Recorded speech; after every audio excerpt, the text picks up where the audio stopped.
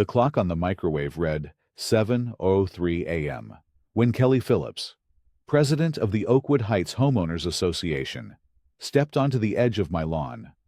She held a clipboard like a scepter and wore a polo shirt embroidered with the community's oak leaf logo, a uniform of her own invention. Beside her stood Mark, a perpetually nervous-looking representative from the property management company, who seemed to wish the earth would swallow him whole. "Good morning, Justin," Kelly said, her voice a carefully calibrated mix of neighborhood friendliness and institutional authority. It was a tone she had perfected, one that could make a request to trim a hedge sound like a court order. "Kelly, Mark," I replied, stepping out onto my porch with a mug of coffee in hand. The morning air was cool and smelled of damp earth and fresh-cut grass, my grass, which I had mowed to the regulation height of exactly 3 inches just 2 days prior. "What can I do for you this morning?" Neighbors were beginning their day. A curtain twitched in the window across the street. Mrs. Gable was collecting her newspaper, her pace slowing as she took in the scene. An official-looking assembly on someone's lawn before breakfast was prime Oakwood Heights drama. Kelly's smile didn't reach her eyes. Just a routine ACC walkthrough. "We're noting a few new landscaping installations." Specifically, she pointed the tip of her pen at the small, neatly mulched bed of azaleas I had planted near the sidewalk. This one. The flower bed was my weekend project, a splash of color against the monotonous green of the subdivision. It was maybe 10 square feet, filled with vibrant pink and white blooms, and bordered with simple, earth-toned stones that matched our house trim. It was, I thought, tasteful and modest. "It appears this installation may be encroaching on the common area view corridor easement," Kelly announced, loud enough for Mrs. Gable to hear clearly. "As you know, such easements are protected to maintain the community's aesthetic harmony and preserve sightlines."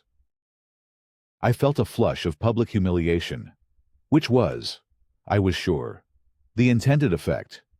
It wasn't just a question about flowers. It was a public questioning of my compliance, my very suitability as a member of the community. I glanced at Mark, who was studiously examining a crack in the sidewalk. I took a slow sip of my coffee, buying a moment to tamp down my irritation and engage the part of my brain that had served me for 15 years as a city safety inspector, the procedural part. "A view corridor easement," I repeated calmly. "I don't recall seeing that on the plot plan when we closed. Could you tell me which section of the CC&Rs defines that particular easement for Lot 74? The question was a strategic parry. It shifted the burden of proof from me to her.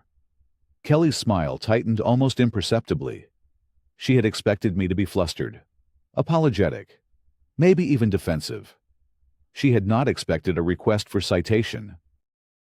"It falls under the general provisions for landscape and architectural modifications," she said, her voice a little sharper. "Section 8.4.2, all exterior alterations must be in harmony with the community-wide standard." "I understand," I said, keeping my tone level and polite. "But my question was about the specific easement you mentioned, the view corridor. Since that's a legal designation tied to the property itself, it would have to be defined in the governing documents. If you could just point me to the clause, I'd appreciate it." Mark shifted his weight, his discomfort now palpable. He knew, as I was beginning to suspect, that she was on shaky ground. Kelly flipped a page on her clipboard, a gesture of performative diligence. "We'll send you the relevant documentation," she said finally, her retreat masked as an offer of assistance. "In the meantime, I'd hold off on any further planting. We wouldn't want you to have to undo your hard work." The threat was veiled in politeness, but it was unmistakable. She turned and walked away, Mark scurrying behind her like a pilot fish. I watched them go, the neighborly facade of Oakwood Heights cracking just enough to show me the cold, hard machinery beneath. My beautiful new flower bed had just become a battlefield. 6 months earlier, Tracy and I had thought we'd found paradise. Oakwood Heights was the suburban dream. A postcard of perfect little houses with manicured lawns and matching mailboxes. After years in a cramped city apartment, the quiet streets and the scent of jasmine felt like a permanent vacation. We'd spent our first weekend unpacking boxes on the plush, HOA-approved sod of our backyard, convinced our biggest worry would be which shade of beige to paint the guest room. My name is Justin Roberts. I spend my days navigating the labyrinthine world of municipal building codes and safety regulations. I am a man who believes in rules. Rules create order, ensure safety, and provide a clear framework for resolving disputes. A well-written rule is a thing of beauty. A poorly written one is a recipe for chaos. My wife, Tracy, is a paralegal who works in corporate litigation. She shares my appreciation for precision, but from a different angle. Where I see structure, she sees language, the loopholes, the ambiguities, a single misplaced comma that can cost a company millions. She values clarity above all else. The day we moved in, Kelly Phillips had introduced herself with a plate of homemade cookies and a 3-ring binder thick enough to stop a bullet. The covenants, conditions, and restrictions. She'd announced with a proud smile, "We maintain the highest property values in the county through consistent community standards." "It's our Bible," she'd added with a little laugh, and I'd laughed along with her, thinking it was a figure of speech. That night, Tracy had sat on the floor surrounded by boxes, the binder open in her lap. She had a highlighter in hand, a habit from her work. "Find anything interesting in our new Bible?" I'd asked, handing her a glass of wine. "A few things," she'd mused, her finger tracing a line of text. "A lot of this is standard boilerplate stuff, but some of it is written with unusual vagueness." She tapped the highlighter on a specific page. "Listen to this. Section 8.4.2, Landscaping Restrictions. All landscaping modifications, including but not limited to the planting of flower beds, shrubs, and trees, must be harmonious with the community-wide standard and the overall aesthetic of Oakwood Heights." "Sounds reasonable enough," I'd said. "That's the problem," she'd replied, taking a sip of wine. "It sounds reasonable. But what does it actually mean? Who defines harmonious? What is the community-wide standard? There are no objective criteria, no list of approved plants, no setback requirements, nothing. This language is a blank check. The Architectural Control Committee could use this clause to approve or deny anything they want, for any reason, and claim it's based on the rules." She highlighted the entire section in yellow. Clue number 1 was planted. At the time, I thought she was just being a lawyer, seeing potential conflict where none existed. I was an idiot. We ate the cookies, put the binder on a shelf, and started our new life, oblivious to the fact that we had just been handed the script to a nightmare, and its author lived right down the street. A week after the lawn inspection, the certified letter arrived. The green return receipt card felt strangely ominous in my hand as I signed for it from the mail carrier. It wasn't a greeting card. It was official. "What's that?" Tracy asked, looking up from her laptop at the kitchen island. "I have a feeling it's from the Queen," I said, tearing open the stiff envelope from the Oakwood Heights Management Company. The letterhead was crisp, the language formal and severe. It was a formal violation notice. Date, October 12, 2023, to Justin and Tracy Roberts. 124, Chestnut Lane, Lot 74, from Oakwood Heights, HOA Board of Directors, RE violation of governing documents, CC&R, Par 8.4.2 landscaping. Dear Mr. and Mrs. Roberts, this letter serves as a formal notice of a violation of the Oakwood Heights Covenants, Conditions, and Restrictions (CCNRs). An inspection conducted by the Architectural Control Committee (ACC) on October 5, 2023, identified an unapproved landscaping installation on your property. Specifically, a new flower bed has been installed in a manner that encroaches upon the common area view corridor easement, failing to maintain harmony with the community-wide standard as mandated by CCNR FEAR 8.4.2. You are hereby required to take the following corrective action: complete removal of the aforementioned flower bed and restoration of the turf to its original condition.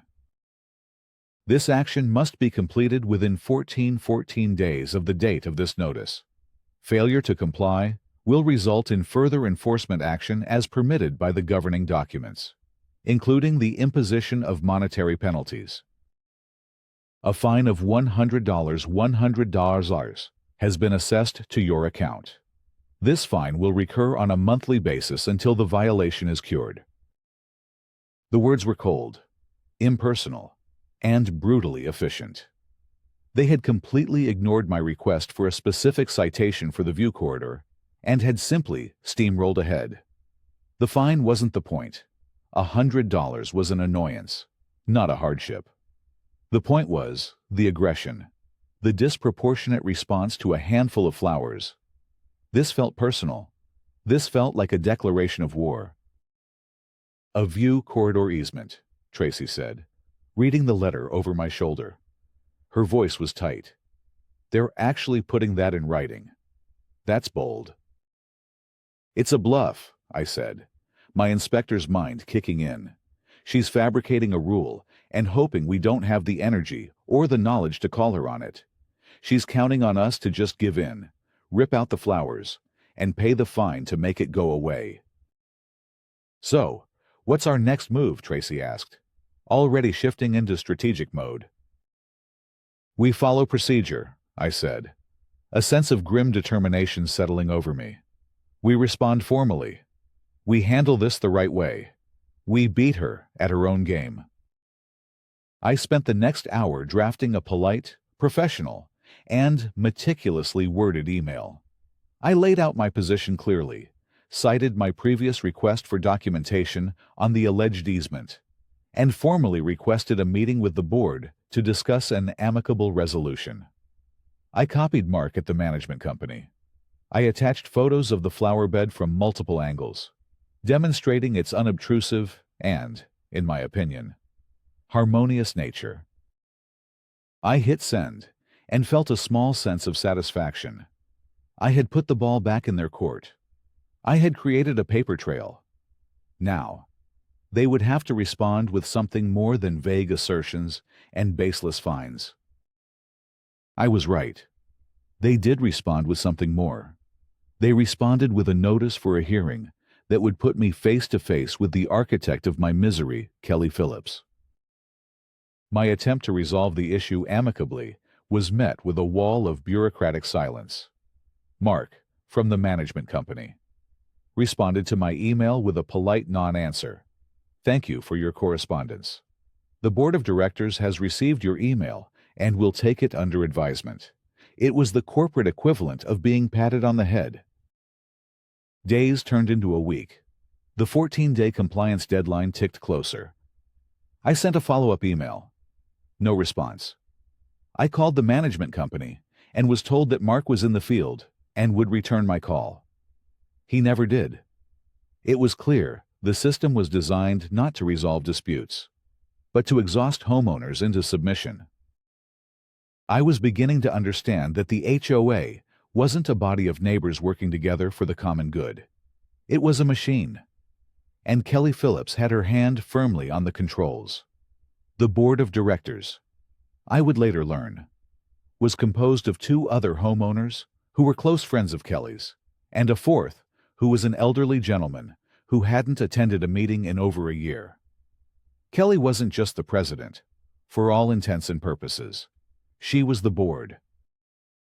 Then, exactly 10 days after I received the violation notice. Another certified letter arrived.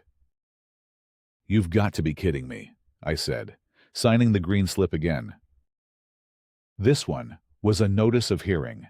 It informed me that, as I had failed to cure the violation, my case would be heard by the Architectural Control Committee in a formal hearing. It was scheduled for the following Wednesday at 7:00 p.m. in the community clubhouse. The notice stated I would be given an opportunity to present my case, after which the committee would render a decision. The final sentence was a chilling piece of legalese failure. To appear will be considered an admission of the violation, and the committee will proceed to rule in your absence. And who was the chairperson of the Architectural Control Committee? The notice listed her at the bottom, Kelly Phillips. "It's a kangaroo court," I told Tracy, tossing the letter onto the kitchen counter. "She's the prosecutor, judge, and jury. There's no way I can get a fair hearing." "Of course not," Tracy said calmly, picking up the notice and reading it carefully. "The hearing isn't for you to win. The hearing is for them to legitimize the fine. It's a procedural checkbox they have to tick before they can escalate to the next step. The next step being more fines, legal fees, and eventually a lien on our house." The word lien hung in the air. That was the real power of an HOA. It wasn't about fines. It was about the legal authority to cloud the title to our home, to threaten the single largest investment we had ever made, all over a bed of azaleas. It was in that moment I knew this was no longer a simple dispute. I was being targeted. Kelly wasn't just an overzealous volunteer. She was running a targeted campaign against me and my family, and she was using the full, impersonal weight of the HOA's legal structure to do it. "Okay," I said, my voice low and steady. "No more Mr. Nice Homeowner. If they want a formal fight, they'll get one. Tracy, how do we get our hands on the HOA's records? I want to see everything. Meeting minutes, financial statements, contracts with their vendors. All of it." Tracy's eyes lit up.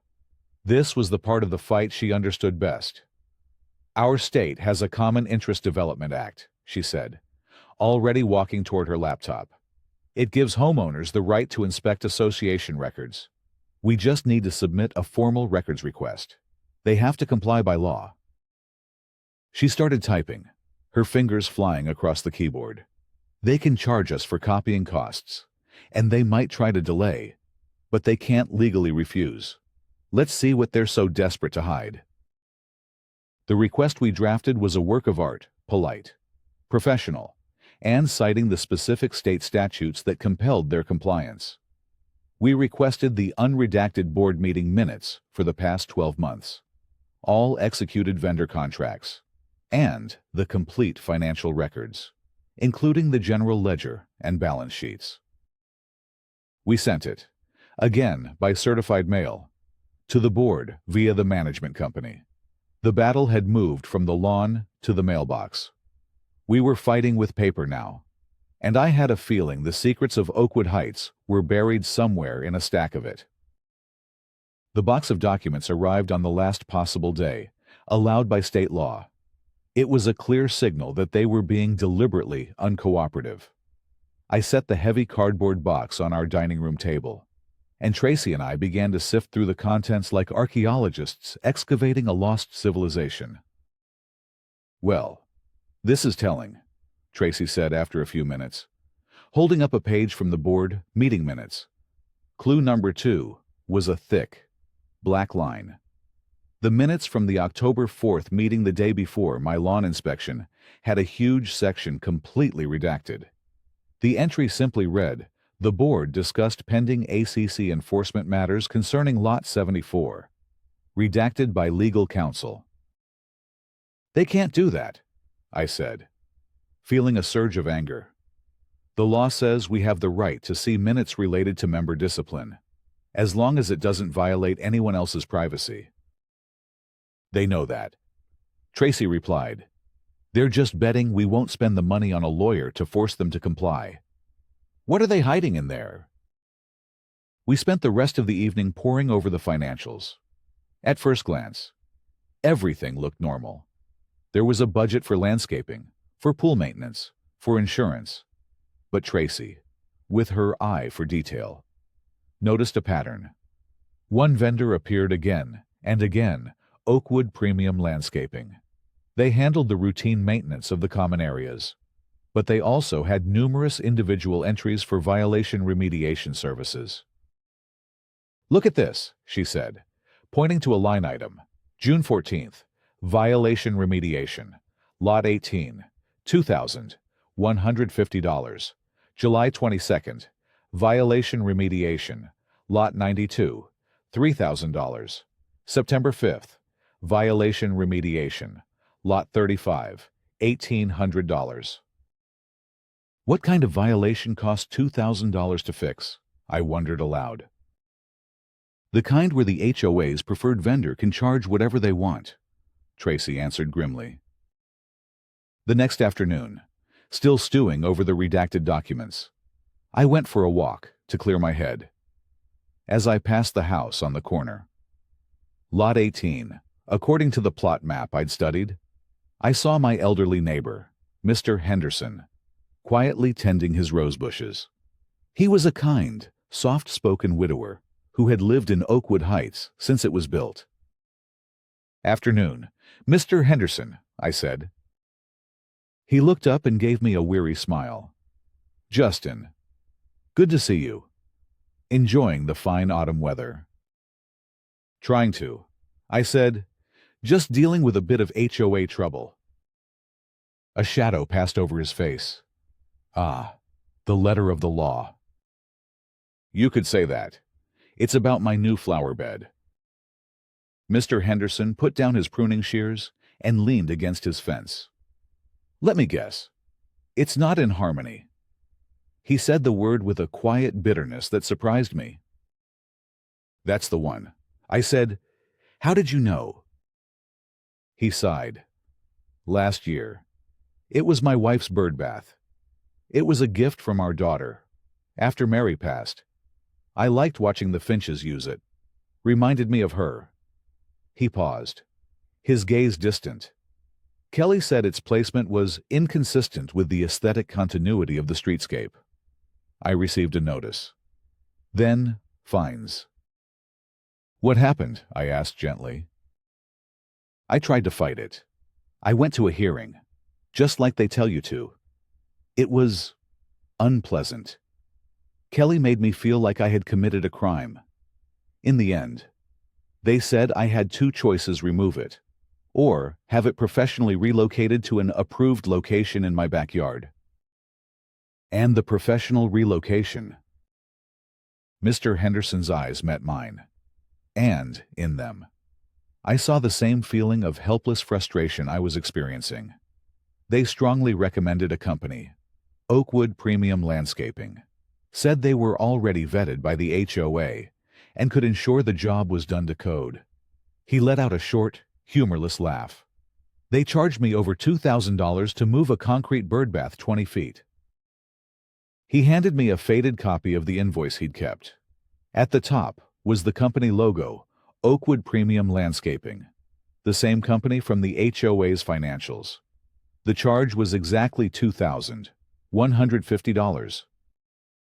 I felt a cold knot form in my stomach. This wasn't just a power trip anymore. This wasn't just about enforcing rules, however arbitrary. This was extortion, plain and simple. Kelly was using her position to manufacture violations and funnel business to a preferred vendor at inflated prices. My $100 fine for a bed of azaleas was just the entry fee to a much larger, more sinister game. The redacted minutes, the vague rules, the overpriced landscaper.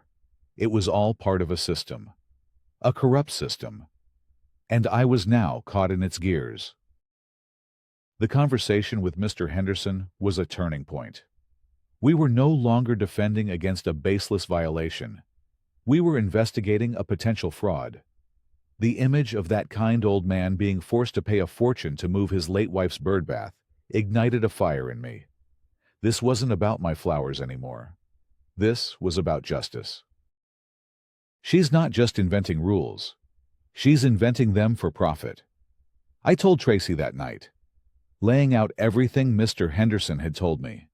She manufactures a problem, cites her vague harmony clause, and then steers the homeowner to her pet contractor, who charges them a ridiculous amount for the fix.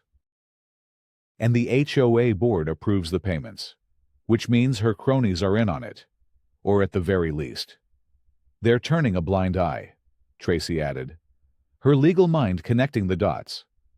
But the entire case against you, against Mr. Henderson, it all hinges on her authority to interpret that harmony clause and, in your case, on the existence of this view corridor easement, which I still don't believe exists. I insisted. Then we need to prove it, she said, her expression hardening with determination. An HOA can create its own rules, but they can't create property law. Easements are legal encumbrances on a property's title. They have to be officially recorded. If it's not on the books with the county, it doesn't legally exist, no matter what the HOA's internal documents say. The next morning, I took a personal day. My work as a city inspector had made me intimately familiar with the bureaucratic heart of our municipality, the County Hall of Records. It was a sterile, quiet place, smelling of old paper and toner, where the legal lifeblood of every parcel of land was stored in dusty binders and digitized files.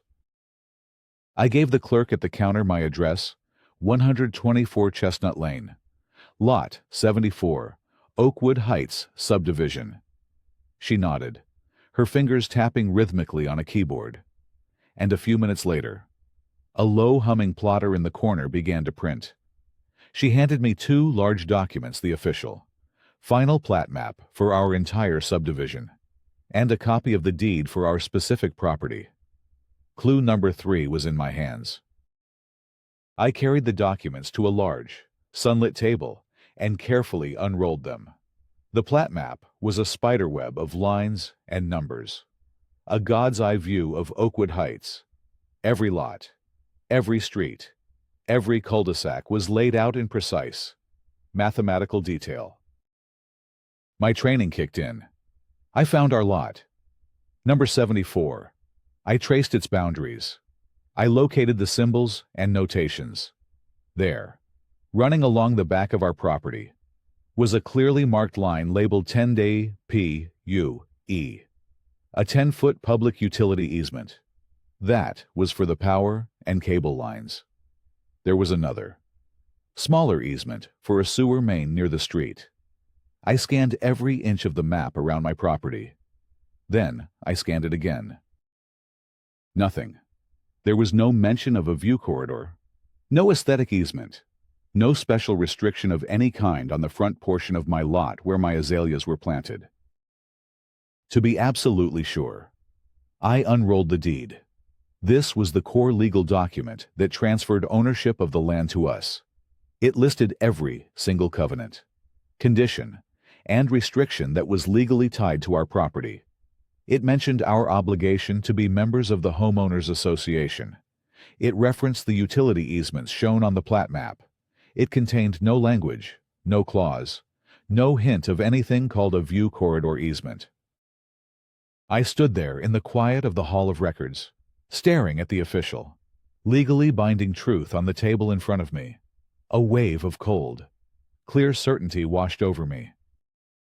Kelly Phillips hadn't misinterpreted a rule. She hadn't stretched the meaning of a vague clause. She had lied. She had invented a legal restriction out of thin air, put it in a formal notice, and used it as the basis to fine me and threaten my home. This wasn't just an abuse of power. It was fraud, deliberate, calculated, and documented. I carefully rolled up the certified copies of the plat map and the deed. I had my silver bullet. The ACC hearing was in 2 days. I was no longer going there to defend myself. I was going to prosecute. My confidence was short-lived. Kelly, it seemed, was playing chess while I was still setting up the checkers board. 2 days before the ACC hearing, just as I was meticulously organizing my evidence into a presentation folder, the mail arrived. In it was a thick, cream-colored envelope bearing the return address of a prestigious downtown law firm, Braxton, Cole & Associates, the legal counsel for the Oakwood Heights HOA. My hands felt cold as I opened it. The letter was an intent to lien notice. The language was dense and intimidating, clearly designed to trigger panic. It stated that because I had failed to cure the violation and remit payment of the associated fine, the board of directors had authorized their legal counsel to take all necessary steps to protect the association's interests. It went on to explain that if the matter was not resolved within 10 business days, they would file a formal lien against my property for the amount of the original fine, plus all accrued late fees, plus any and all legal fees incurred by the association in the matter, a figure that was already listed as $750 and climbing. It was a financial sledgehammer. The threat was no longer a trivial $100 fine. It was foreclosure. An HOA lien in our state could, if left unpaid, lead to the forced sale of our home. Tracy read the letter over my shoulder, her jaw tight. She's not waiting for the hearing. She's trying to intimidate you into folding before you even get a chance to present your evidence. As if on cue, my phone buzzed with an email notification. The subject line read, "Formal complaint regarding employee conduct." It was from my supervisor at the city, Bill Martinez. My heart sank. I opened the email. Justin. A formal complaint has been filed with the city's Ethics Commission by a resident of your community. The complaint alleges that you have been using your official title as a city safety inspector in your communications with your homeowners association to intimidate board members and gain an unfair advantage in a personal property dispute. It further alleges you have created a hostile environment by implying that you would use your municipal authority to retaliate against them. As you know, any claim of abuse of a public position is taken with the utmost seriousness. An internal investigation is being opened, effective immediately. Please be prepared to meet with me and a representative from HR tomorrow morning at 9:00 a.m. I stared at the screen, stunned. The complaint was anonymous. Of course, but I had no doubt who had filed it. Kelly had attacked me on 2 fronts simultaneously. She was threatening my home and my career. She had taken my belief in procedure and my professional identity and twisted them into weapons to be used against me. This was my all-is-lost moment. I felt the floor drop out from under me. Every move I made to fight back using the proper channels. She had countered with a more ruthless, more damaging blow. She was attacking my character, my integrity, the very foundation of the life I had built. I dropped into a chair at the kitchen table, the lawyer's letter in one hand, my phone displaying the email in the other. "I'm done," I said, the fight draining out of me. She wins. I'll go rip out the damn flowers. I'll pay the fine. I'll write an apology. I can't risk my job over this. Tracy knelt in front of me, her hands on my knees. Her eyes, usually so calm and analytical, were blazing. "No," she said, her voice quiet but fierce. "You will not." This is what she wants. She wants you to break. She wants to make an example of you to show everyone else in the neighborhood what happens when you stand up to her. If you give in now, you prove she can get away with anything. My job, Tracy. Your job is to be a man of integrity, she shot back. The complaint is a lie, and you have the evidence to prove it. Every email you sent was professional. You never once mentioned your title. The investigation will clear you. And the lien is based on a fraudulent claim that we can now definitively prove is a lie with certified county documents," she said, her confidence a lifeline in my sea of despair. She has overplayed her hand. Justin. She's desperate. These aren't the actions of someone who is winning. These are the actions of someone who is terrified of what you're about to reveal. She stood up and went to the counter where I'd left my presentation folder. She picked it up and placed it firmly in my hands. "The ACC hearing is tomorrow night. You are going to go in there, and you are going to calmly, professionally, and methodically dismantle her entire case, piece by piece, in front of her own committee. You are not the one on trial here, Justin. She is." Her faith in me, in the process, in the power of the truth, was absolute. I looked from her determined face to the folder in my hands. Inside was the plat map, the deed, the proof. She was right. This wasn't the time to surrender. This was the time to fight back with everything I had. The ACC hearing was a bust, exactly as Tracy predicted. It was held in a small, windowless room in the clubhouse, furnished with a folding table and mismatched chairs. The committee consisted of Kelly and her 2 loyal board members, both of whom stared at me with undisguised hostility. I presented my evidence, the plat map, the deed, and Kelly simply waved it away. The board's interpretation, guided by legal counsel, is that Section 8.4.2 grants the authority to protect community aesthetics, which includes the view from common areas, she'd said. A masterpiece of circular logic. They voted unanimously to uphold the violation and the fine. It was a procedural farce, designed only to be a stepping stone. But I had anticipated this. The real battle would not be fought in a closed room with Kelly's allies. It would be fought in the open, in front of the entire community. The HOA annual meeting was scheduled for 2 weeks later. It was my only chance to bypass Kelly and speak directly to my neighbors, the people who were actually paying her salary, albeit an unpaid one. I registered for a 5-minute speaking slot during the open forum, the part of the meeting where homeowners could air their grievances. I knew Kelly would try to cut me off, but the bylaws guaranteed my time. 5 minutes. That's all I would have to save my home, my career, and my neighborhood. The night of the annual meeting, the community center's main hall was filled with residents.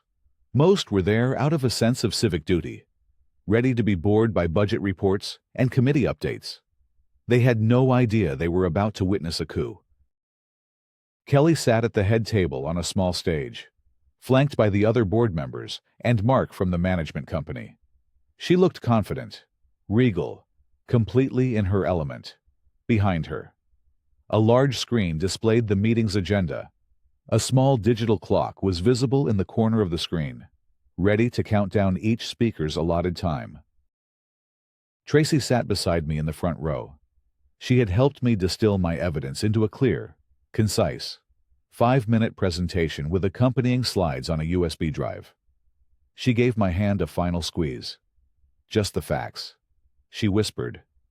"Let the documents do the talking." After an hour of tedious reports, Kelly announced, "We will now move to the open forum. Each speaker will have 5 minutes. First on the list is Justin Roberts, from Lot 74. The clock on the screen reset to 5 sorziers and began to tick down in bright red numbers. I walked to the podium, inserted my USB drive, and took a deep breath. "Good evening. My name is Justin Roberts, and I live at 124 Chestnut Lane." I began, my voice steady. The first slide appeared behind me, a photo of the violation notice. For the past month, my family has been the subject of an enforcement action regarding a small flower bed. The basis for this action, as stated in this notice, is that our flowers encroach on a common area view corridor easement. The clock read 4:45. Naturally, my wife and I consulted our CC&Rs to better understand this rule. The next slide showed Section 8.4.2, highlighted in yellow. The violation cites this section. As you can see, the language refers to a community-wide standard and harmony. It is legally vague. More importantly, it contains no mention or definition whatsoever of a view corridor. The clock read 4:10. A few people in the audience were starting to lean forward, paying attention. So, to find the legal basis for this easement, I went to the county recorder's office. My third slide was the official plat map, a red arrow pointing to my lot. This is the legal document that governs every property in Oakwood Heights. It shows utility easements and sewer easements. As you can see, there is no view corridor easement on my lot. In fact, one does not exist anywhere in our subdivision. The entire legal basis for the violation against my family is a fabrication. The clock read 3:20. A murmur rippled through the room. Kelly's smile was gone, replaced by a stony mask. I began to wonder why the board would so aggressively pursue a baseless violation, even sending an intent to lien letter from their lawyers. The next slide showed the redacted minutes I had received. I filed a records request to see the minutes from the meeting where my fine was approved. This is what the management company sent me. I paused as the audience took in the blacked-out page. However, a concerned member of our community, deeply troubled by the board's lack of transparency, provided me with the unredacted version. I clicked to the next slide. The unredacted text was revealed, showing Kelly had pushed the fine through without a proper vote. Even more damning was a note at the bottom. Follow up with Oakwood Premium Landscaping reconsultation fee for Lot 74 compliance issue. The clock read 2:00.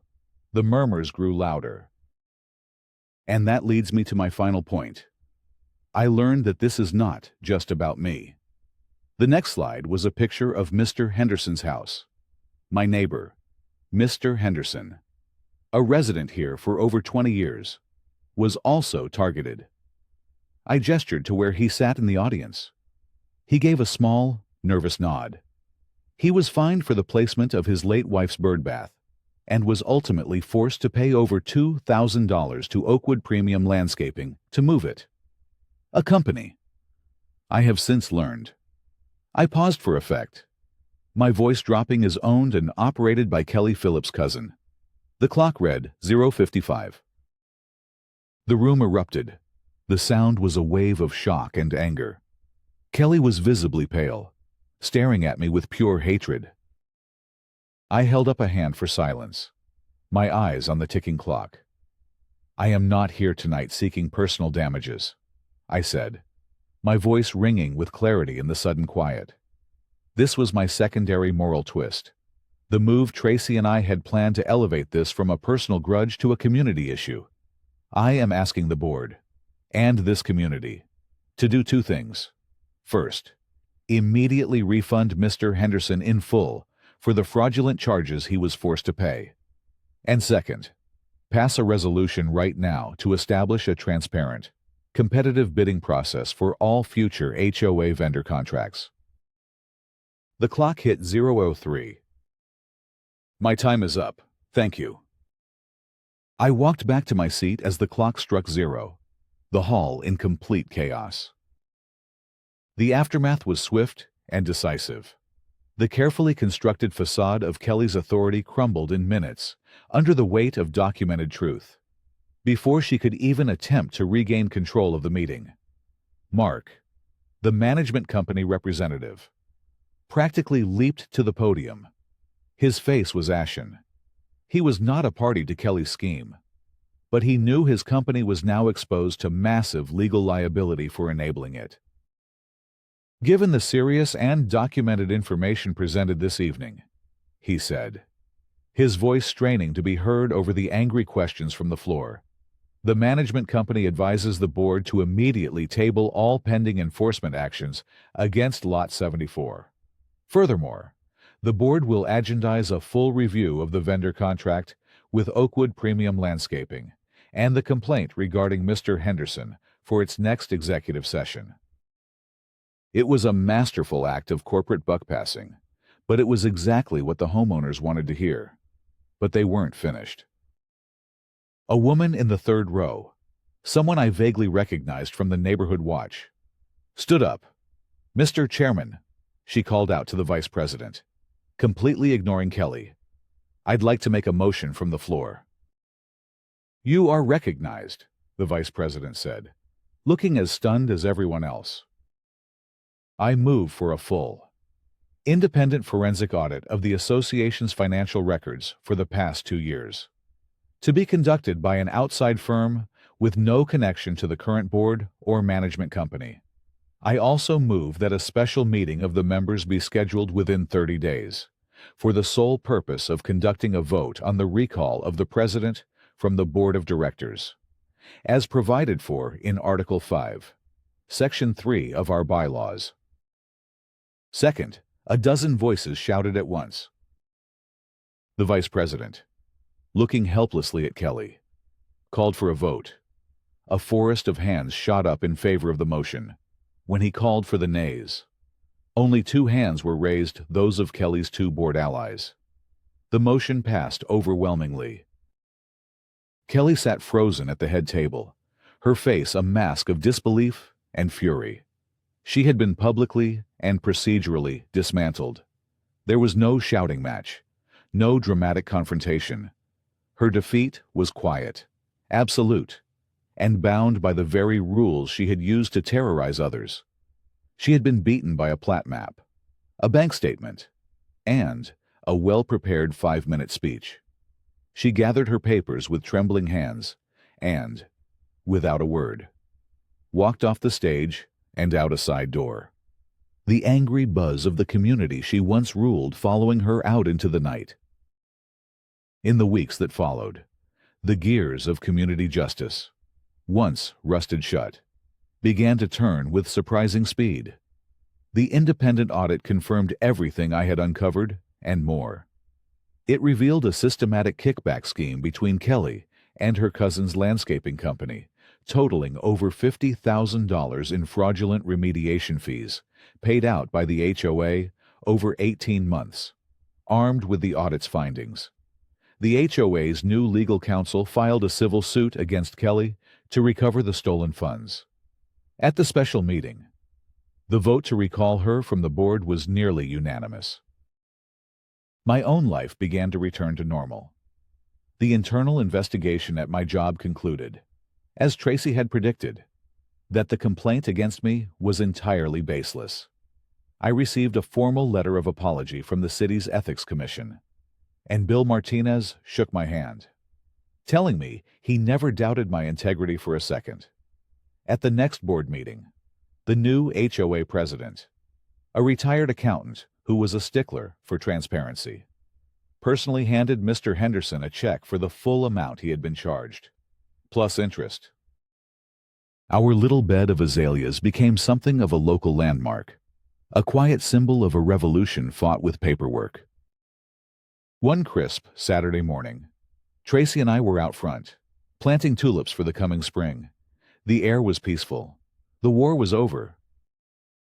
"I still can't believe we won," I said, pressing a bulb into the cool earth.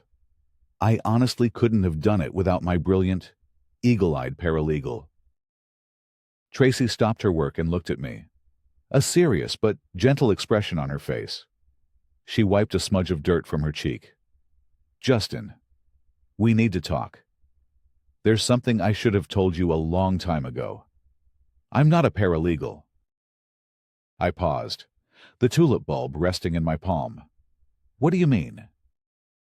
"My name is Tracy Roberts," she said, her eyes locked on mine.